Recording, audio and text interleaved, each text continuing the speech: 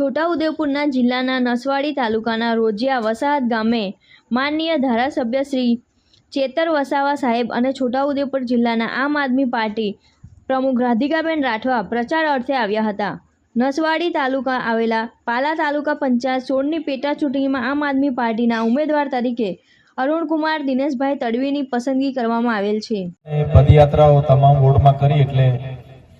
તમારો સમય જે પ્રમાણે અહીંની આયોજન સમિતિએ તમને આપ્યો તો એ પ્રમાણે અમે નથી પહોંચી રહ્યા એટલે સૌપ્રથમ બધા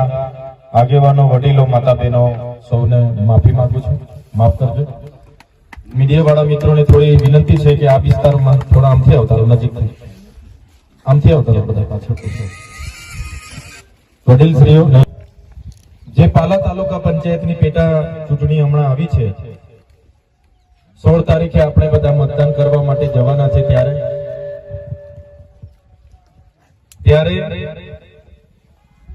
આપણા યુવા ઉમેદવાર અરુણભાઈ તડવીને આમ આદમી પાર્ટી અહીંયા ઉમેદવાર તરીકે એમને ઉભા રાખ્યા છે।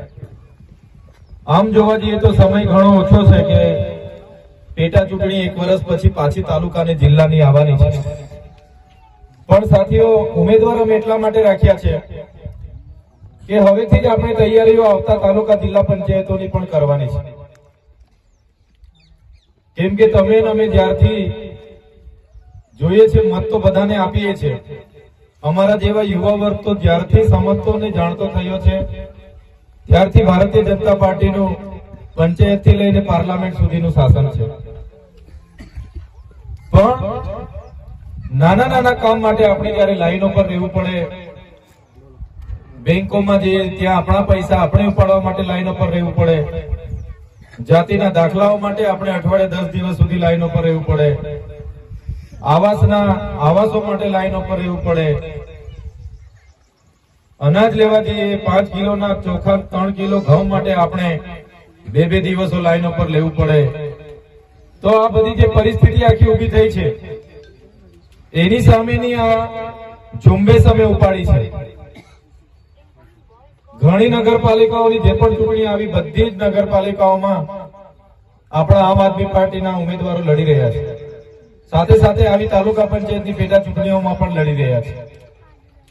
તો જે પરિસ્થિતિ હમણાં પેદા થઈ છે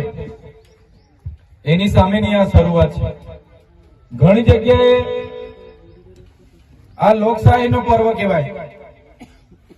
કે એક વખતે 5 વર્ષમાં આપણને તાલુકાના જિલ્લાના ઉમેદવારને ચૂંટવાનો સમય મળે,